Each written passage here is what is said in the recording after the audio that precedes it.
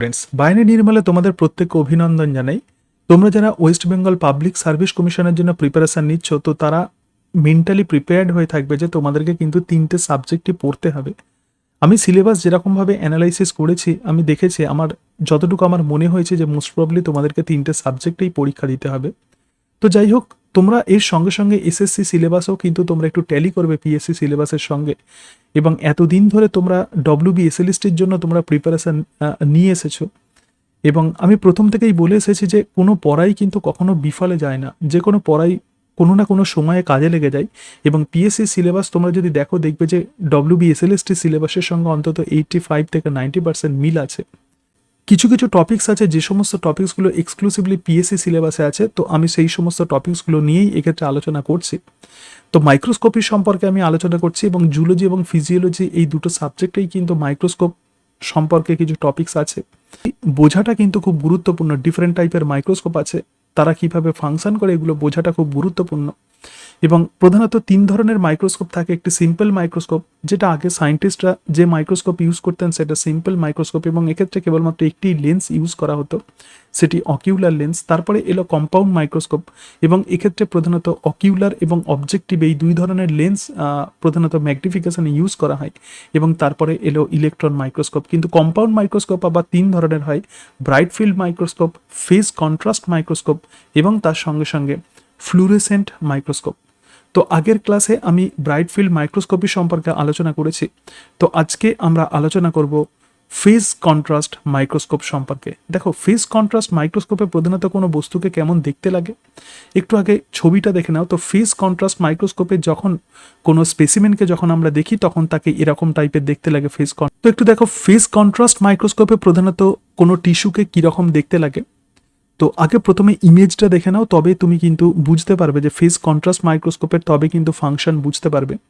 তো এক্ষেত্রে আমরা এপিথেলিয়াল সেলকে দেখতে পাচ্ছি, এবং 2 ধরনের এপিথেলিয়াল আমরা দেখছি। একটা ট্রানজিশনাল এপিথেলিয়ামকে আমরা দেখছি, কিন্তু তার দুটো ডিফারেন্ট পজিশন, অর্থাৎ একটা সুপারফিশিয়াল এবং আরও একটা ডিপ। তাহলে সুপারফিশিয়াল সেলকেও আমরা যেমন দেখতে পাচ্ছি, ডিপ সেলকেও আমরা দেখতে পাচ্ছি। এবং ফেজ কন্ট্রাস্ট মাইক্রোস্কোপিতে প্রধানত ইমেজকে, কোনো স্পেসিমেনের ইমেজকে জেনারেলি এইরকম দেখতে লাগে। অ্যাকচুয়ালি ফেজ কন্ট্রাস্ট মাইক্রোস্কোপে দেখো living sell with dynamic event. সুতরাং এটা হলো এমন একটা মাইক্রোস্কোপ যে মাইক্রোস্কোপের সাহায্যে লিভিং সেলকে আমরা স্টাডি করতে পারি। This is very very important. পরীক্ষাতে অনেক সময় এরকম টাইপের প্রশ্ন দেওয়া হয়, যে কোন টাইপের মাইক্রোস্কোপে প্রধানত কোন ধরনের স্পেসিমেনকে দেখা যায়। তাহলে স্টেইন স্পেসিমেনকে আমরা প্রধানত ব্রাইট ফিল্ড মাইক্রোস্কোপে আমরা দেখতে পাই, কিন্তু ফেজ কন্ট্রাস্ট মাইক্রোস্কোপে প্রধানত আমরা লিভিং সেলকে দেখতে পাই। এবং লিভিং সেল কি কাজ করছে, তার ডাইনামিক ইভেন্টও কিন্তু আমরা ফেজ কন্ট্রাস্ট মাইক্রোস্কোপের সাহায্যে বুঝতে পারি। অর্থাৎ একটা সেল যে মুভ করছে এবং তার সঙ্গে সঙ্গে কোনো সেল যে ফ্যাগোসাইটোসিস করছে, এগুলো আমরা খুব ভালোভাবে বুঝতে পারি with the help of phase contrast microscope. সুতরাং লিভিং সেলকে স্টাডি করা হয় কিন্তু ফেজ কন্ট্রাস্ট মাইক্রোস্কোপের সাহায্যে। This is very very important. দেখো, ফেজ কন্ট্রাস্ট মাইক্রোস্কোপে প্রধানত কি করা হয়। দেখো, region of the cell have different refractive index. অর্থাৎ একটা সেলের মধ্যে যে ডিফারেন্ট রিজিয়ান থাকে, একটা সেলের মধ্যে ডিএনএ থাকতে পারে, RNA, protein, ribosome, different organelle থাকতে পারে, এবং এই ডিফারেন্ট অর্গানেলির রিফ্র্যাক্টিভ ইন্ডেক্স কিন্তু different. What is this refractive index? দেখো, রিফ্র্যাক্টিভ ইন্ডেক্স প্রধানত কাকে বলে? ধরা যাক লাইট কোনো একটা মিডিয়াম দিয়ে পাস করছে। ধরা যাক এয়ার থেকে কোনো লাইট হয়তো কোনো সলিড মিডিয়ামে ঢুকছে। এয়ার থেকে ধরা যাক এয়ারে এরকমভাবে লাইট আছে, এবং সেই লাইট এবার সলিড মিডিয়ামে ঢুকছে। কিন্তু যে মিডিয়ামে এই লাইটের মুভমেন্ট যখন স্লো হয়, তাহলে যে মিডিয়ামে লাইটের মুভমেন্ট স্লো হবে, জানবে যে সেই মিডিয়ামে রিফ্র্যাক্টিভ ইন্ডেক্স বেশি হবে। ওকে, অর্থাৎ রিফ্র্যাক্টিভ ইন্ডেক্স বেশি হওয়া মানে লাইটের মুভমেন্ট কিন্তু স্লো হয়ে যাওয়া। রিফ্র্যাক্টিভ ইন্ডেক্স বেশি হওয়া মানে লাইটের মুভমেন্ট স্লো হয়ে যাবে। তো লাইট মুভমেন্ট কি হবে? লাইট মুভমেন্ট এক্ষেত্রে স্লো হয়ে যাবে। তাহলে কোনো সলিড মিডিয়ামে যেহেতু রিফ্র্যাক্টিভ ইন্ডেক্স বেশি, সেই জন্য লাইট এক্ষেত্রে সহজে এখান দিয়ে পাস করতে পারে না, অর্থাৎ লাইটের মুভমেন্ট স্লো হয়ে যায়। আবার এয়ার মিডিয়ামে যেহেতু রিফ্র্যাক্টিভ ইন্ডেক্স কম, সেই কারণের জন্য লাইট কিন্তু অনেক দ্রুত পাস হয়। সেরকমভাবে এই সেলের মধ্যে যেহেতু ডিফারেন্ট কম্পোনেন্ট আছে, এবং এই ডিফারেন্ট কম্পোনেন্টের রিফ্র্যাক্টিভ ইন্ডেক্স ডিফারেন্ট রকমের হয়, ধরা যাক সেলের মধ্যে যে সাইটোপ্লাজম আছে, তো সাইটোপ্লাজমের রিফ্র্যাক্টিভ ইন্ডেক্স যেহেতু অনেক কম হয়, তো সেই কারণের জন্য সাইটোপ্লাজমের মধ্যে লাইট কিন্তু খুব দ্রুত পাস হয়, লাইট কিন্তু ভেরি ফাস্ট খুব দ্রুত পাস হয়ে যায়। আবার যখন লাইট যখন মাইটোকন্ড্রিয়ার মধ্যে যাচ্ছে, ধরে নাও একটা সেলুলার অর্গানেলের মধ্যে দিয়ে যাচ্ছে, তখন এক্ষেত্রে লাইটের মুভমেন্ট তুলনামূলকভাবে স্লো হয়ে যায়। তাহলে লাইট কিন্তু সেলের মধ্যে পড়ছে, কিন্তু যখন ডিফারেন্ট কম্পোনেন্টের মধ্য দিয়ে লাইট যখন পাস হচ্ছে, তখন কিন্তু লাইটের মুভমেন্ট একবার স্লো হচ্ছে, আবার একটা জায়গাতে ফাস্ট হয়ে যাচ্ছে, এবং তার ফলে একটা কন্ট্রাস্ট তৈরি হচ্ছে, এবং এই কন্ট্রাস্টের জন্যই প্রধানত আমরা কোনো বস্তুকে অত্যন্ত ক্লিয়ারলি দেখতে পাই, লিভিং সেলকে আমরা ক্লিয়ারলি দেখতে পাই, এবং সেই কারণের জন্যই একে বলা হয় ফেজ কন্ট্রাস্ট মাইক্রোস্কোপ। এবং রিফ্র্যাকশন কথার মানে কি? রিফ্র্যাকশন কথার মানে লাইট যখন একটা মিডিয়াম থেকে আর একটা মিডিয়ামে যায়, তখন লাইটের গতিপথ তখন বেঁকে যায়, তো একেই আমরা বলবো রিফ্র্যাকশন। সুতরাং দেখো, সাইটোপ্লাজমের মধ্য দিয়ে যখন লাইট যখন পাস করছে, যেহেতু সাইটোপ্লাজমের রিফ্র্যাক্টিভ ইন্ডেক্স তাহলে কম, সুতরাং সাইটোপ্লাজমের রিফ্র্যাক্টিভ ইন্ডেক্স যেহেতু কম, সেই জন্য লাইট খুব দ্রুত পাস হবে। আবার মাইটোকন্ড্রিয়ার মধ্যে যেহেতু রিফ্র্যাক্টিভ ইন্ডেক্স অনেক বেশি, তাহলে লাইট এক্ষেত্রে স্লো পাস করবে, এবং সেই কারণের জন্য একটা কন্ট্রাস্ট তৈরি হবে, একটা কন্ট্রাস্টিং একটা চেঞ্জ তৈরি হবে, এবং তার ফলে আমরা সেলের ডিফারেন্ট পার্টসকে আমরা বুঝতে পারি। যেমন ধরা যাক, আমি এই ব্ল্যাক ব্যাকগ্রাউন্ডে আমি এরকম এই কালার দিয়ে আমি লিখেছি, সেই জন্যই তুমি বুঝতে পারছো, কিন্তু ব্ল্যাক কালার যদি আমি লিখতাম তাহলে লেখাটা বোঝা যেত না। সুতরাং সেক্ষেত্রে কিন্তু কন্ট্রাস্ট মানে ফেজ কন্ট্রাস্ট সেক্ষেত্রে যেহেতু কম হতো, সেই কারণের জন্য তুমি বুঝতে পারতে না যদি ব্ল্যাক মিডিয়ামে যদি ব্ল্যাক কালার দিয়ে আমি লিখতাম। কিন্তু যেহেতু ব্ল্যাক মিডিয়ামে আমি এরকম কালার দিয়েছি, তো সেই কারণের জন্য তুমি কিছুটা হলেও বুঝতে পারছো। তার মানে কি, এক্ষেত্রে একটা কন্ট্রাস্ট তৈরি হয়েছে। তো সেই কারণের জন্যই আমরা এই লেখাকে ক্লিয়ারলি বুঝতে পারছি। ঠিক এরকম প্রপার্টি প্রধানত ফেজ কন্ট্রাস্ট মাইক্রোস্কোপিতে ইউজ করা হয়। এবার দেখো, ফেজ কন্ট্রাস্ট মাইক্রোস্কোপি প্রধানত কিভাবে কাজ করে, বা ফেজ কন্ট্রাস্ট মাইক্রোস্কোপ কিরকম ভাবে কাজ করে, এবার আমরা সেটা বুঝবো। তো অর্ডিনারি যে ব্রাইট ফিল্ড মাইক্রোস্কোপ থাকে, অর্ডিনারি ব্রাইট ফিল্ড মাইক্রোস্কোপ প্রকৃতপক্ষে এই ফেজ কন্ট্রাস্ট মাইক্রোস্কোপ, অর্থাৎ অর্ডিনারি ব্রাইট ফিল্ড মাইক্রোস্কোপে যা সমস্ত মেটেরিয়ালস ইউজ করা হয়, তো ফেজ কন্ট্রাস্ট মাইক্রোস্কোপেও কিন্তু সেই সমস্ত মেটেরিয়ালস বা সেই সমস্ত লেন্স ইউজ করা হয়। কেবলমাত্র দুটো অ্যাডিশনাল প্লেট ব্যবহার করা হয়, একটি হলো অ্যানিউলার ডায়াফ্রাম এবং আরও একটি হলো ফেজ শিফটিং প্লেট। তাহলে এক্ষেত্রে তাহলে আমরা কি দেখছি, ফেজ কন্ট্রাস্ট মাইক্রোস্কোপ আর কিছুই নয়, এটা কিন্তু একটি অর্ডিনারি ব্রাইট ফিল্ড মাইক্রোস্কোপের মতো, এবং এক্ষেত্রেও কিন্তু লাইট ইউজ করা হয়, কেবলমাত্র লিভিং সেলকে এক্ষেত্রে দেখা যায়, এবং এক্ষেত্রে কেবলমাত্র দুটো অ্যাডিশনাল প্লেট ব্যবহার করা হয়, এবং সেই কারণের জন্যই এই মাইক্রোস্কোপে সাহায্যে আমরা কোনো লিভিং সেলকে দেখতে পাই। তো আমরা যখন এই মাইক্রোস্কোপের যখন আমরা ফাংশন আমরা দেখব, তখন কোথায় এই প্লেটগুলো ব্যবহার করা হয় এবং কোন জায়গায় এগুলি ইউজ হয়, সেটা বুঝলেই তুমি কিন্তু ফেজ কন্ট্রাস্ট মাইক্রোস্কোপের ফাংশন ভালো করে বুঝতে পারবে। এই জায়গাতে দেখো, আমি ছবির সাহায্যে বোঝানোর চেষ্টা করেছি। এক্ষেত্রে দুটো অ্যাডিশনাল প্লেট ব্যবহার করা হয়, একটিকে বলা হয় অ্যানিউলার স্টপ অর রিং বলা হয়, এবং এই অ্যানিউলার স্টপ বা রিংকে বলা হয় ডায়াফ্রাম, এবং আরও একটা অ্যাডিশনাল প্লেট ব্যবহার করা হয়, তার নাম হলো phase shifting plate. Phase shifting plate অর্থাৎ লাইটের পাথওয়েকে যেটা শিফট করে দেবে, তো তাকেই আমরা বলবো ফেজ শিফটিং প্লেট। তো এই যে অ্যানিউলার স্টপ অর দ্য রিং যেটাকে ইউজ করা হচ্ছে, ধরা যাক এক্ষেত্রেও যেহেতু লাইট ইউজ করা হয়, সুতরাং এই জায়গা থেকে আমরা যদি লাইট আমরা দিই, তো লাইট এক্ষেত্রে অ্যানিউলার স্টপ অর রিংয়ে যখন পড়বে, তখন লাইটকে সে দুটো ভাগে ভাগ করে দেবে। So this is the main function of annular stop or ring. তাহলে দেখো, লাইট যখন এক্ষেত্রে দুটো অ্যাডিশনাল প্লেট ব্যবহার করা হয়, একটা অ্যানিউলার ডায়াফ্রাম আর একটা ফেজ শিফটিং প্লেট, এবং কন্ডেন্সার প্রডিউসেস হলো কোন অফ লাইট। অ্যানিউলার যখন স্টপ অর রিংয়ের মধ্য দিয়ে যখন লাইট যখন যাবে, তার মানে এক্ষেত্রে তখন কি হবে, এই লাইট কিন্তু দুটো ভাগে ভাগ করে দিচ্ছে, এবং এই দুটো ভাগে ভাগ করে দেওয়ার ফলে এই লাইট এবার অ্যানিউলার রিং থেকে কন্ডেন্সার, দুটো কন্ডেন্সারের ক্ষেত্রে ইউজ করা হয়। এবং কন্ডেন্সারের মেন কাজ হচ্ছে এটাই, যে কন্ডেন্সার প্রধানত লাইটকে স্পেসিমেনের মধ্যে দিয়ে দেয়, কিন্তু এক্ষেত্রে সোর্স থেকে ডিরেক্টলি কন্ডেন্সার কিন্তু লাইটকে স্পেসিমেনে দিচ্ছে না, দিচ্ছে কার থ্রু দিয়ে, annular stop or ring or ডায়াফ্রামের থ্রু দিয়ে।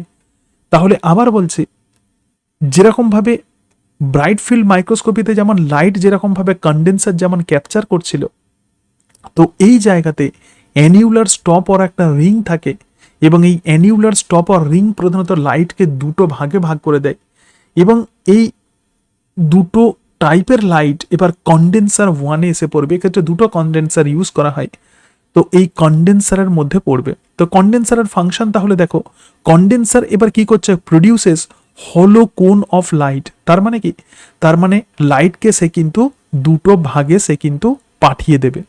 তাহলে এই যে দুটো ডিভিশন হয়ে গেছে, দুটো ডিফারেন্ট কালার আমি এক্ষেত্রে এঁকেছি লাইটের, এটা একটা কালার এবং এটা একটা কালার। এই কালার কন্ডেন্সার ওয়ানে এসে পড়বে এবং এইভাবে তার বেন্ডিং হবে এবং সেটা আলটিমেটলি স্পেসিমেনে পড়বে।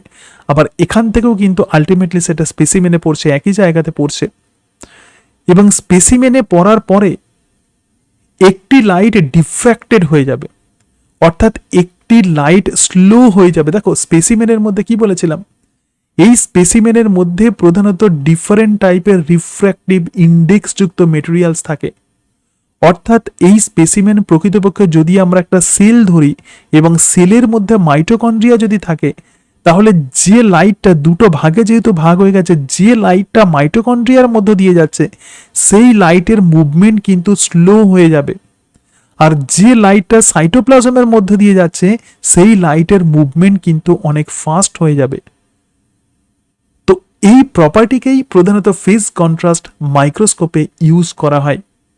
তাহলে যে লাইটটা ডিফ্র্যাক্টেড হয়ে গেছে, যে লাইটের মুভমেন্ট এক্ষেত্রে রিটার্ডেড হয়ে গেছে, যেটা স্লোলি মুভ করছে দেন অন্য আর একটা লাইটের তুলনায়, তাহলে এবার সেই লাইটটা যখন অবজেক্টিভে এসে পড়বে, তাহলে স্পেসিমেন থেকে লাইট কোথায় যাবে, অবজেক্টিভে যাবে। অবভিয়াসলি আমরা জানি যে অবজেক্ট থেকে অবজেক্টিভ প্রধানত লাইটকে কালেক্ট করে, তো স্পেসিমেন থেকে লাইট এবার অবজেক্টিভ ওয়ানে যাবে। এক্ষেত্রেও কিন্তু দুটো অবজেক্টিভ ইউজ করা হয়। তো অবজেক্টিভ ওয়ানে যাবে যে এই ডিফ্র্যাক্টেড লাইট, এবং তার সঙ্গে সঙ্গে যে লাইট যার কোনো রকম বেন্ডিং হয়নি, অর্থাৎ যে লাইট অনেক ফাস্ট মুভ করছে, অর্থাৎ যেটা কম রিফ্র্যাক্টিভ ইন্ডেক্স যুক্ত মিডিয়ামের মধ্য দিয়ে যেটা যাচ্ছে স্পেসিমেনের মধ্যে, তো সেই লাইট অনেক ফাস্ট মুভ করছে এবং সেটা অবজেক্টিভ ওয়ান দিয়ে সেটা এবার যেখানে এসে পড়বে সেটা হলো ফেজ শিফটিং প্লেট। তো এই ফেজ শিফটিং প্লেটকে এমনভাবে রাখা হয় যে এই ফেজ শিফটিং প্লেটের মধ্যে একটা ক্যাভিটি থাকে। দেখো তাহলে light passes through a cell, তাহলে লাইট যখন একটা সেলের মধ্য দিয়ে যখন পাস করে তখন তার দুটো ডিভিশন হয়ে যায়। Some bend due to variation of the density and the refractive index of the specimen and the retarded.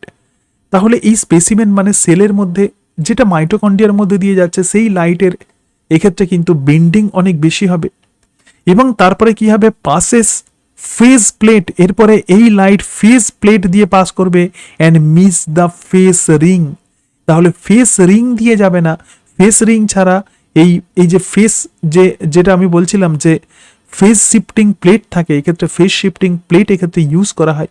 তো ফেজ শিফটিং প্লেটের মধ্যে প্রধানত ফেজ প্লেট এবং ফেস রিং এই দুটো নিয়ে গঠিত। তো ফেজ শিফটিং প্লেট এটা হলো face ring, so this is face ring.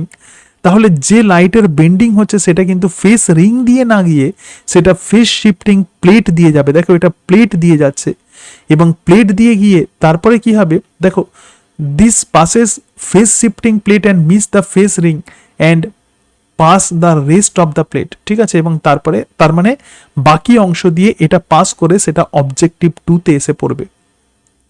আর যে লাইটটা ফাস্ট মুভ করছিল, অর্থাৎ কম রিফ্র্যাক্টিভ ইন্ডেক্স যুক্ত সেলের মধ্য দিয়ে যে লাইটটা যাচ্ছিল, তো এক্ষেত্রে কি হবে, some direct advance light pass through the phase ring. তাহলে এই যে ডিরেক্ট লাইট সেটা ফেজ রিং দিয়ে যেহেতু যাচ্ছে, তাহলে এটা অনেক অ্যাডভান্স মুভ করছে। তাহলে একটা লাইট স্লো মুভ করছে এবং একটা লাইট অ্যাডভান্স মুভ করছে এবং এর ফলে একটা কন্ট্রাস্ট তৈরি হচ্ছে এবং সেই কন্ট্রাস্ট বিটুইন দ্য টু, তাহলে এই দুটোর মধ্যে যে কন্ট্রাস্ট তৈরি হচ্ছে, তো একেই আমরা বলবো ফেজ।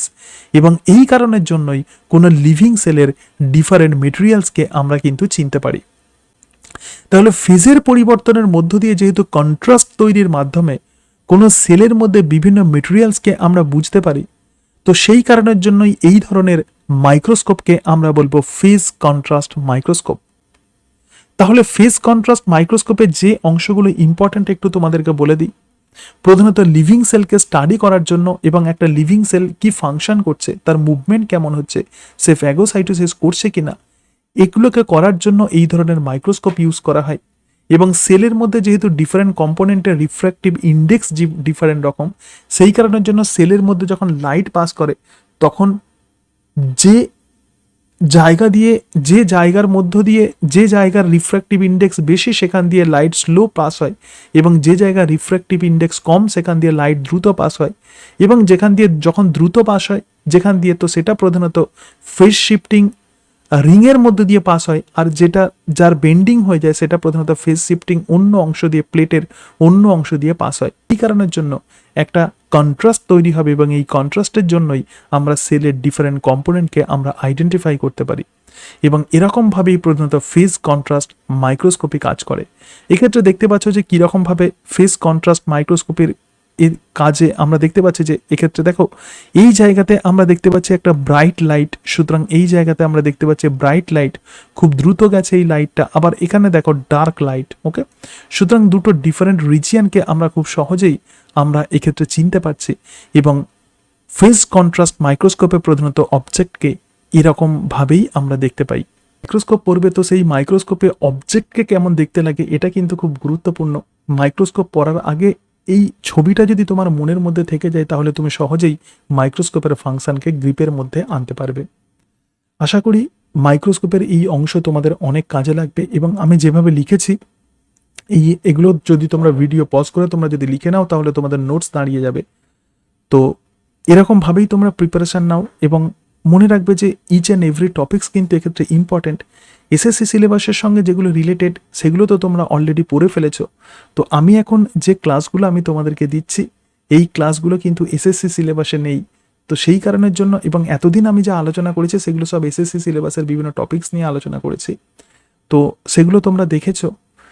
কিন্তু তবুও এক্ষেত্রে এই যে ক্লাসগুলো দিচ্ছি পিএসসির জন্য, এরপরে আমি আরও এমসিকিউ নিয়েও আলোচনা করব। তো এগুলো তোমরা একটু ভালো করে স্টাডি করার চেষ্টা করবে, আশা করি তোমরা অনেকটাই বেনিফিটেড হবে। আজকে তাহলে এই পর্যন্তই। পরের দিন আমরা ফ্লুরিসেন্ট মাইক্রোস্কোপের ফাংশন নিয়ে আলোচনা করব। So thank you and that's it.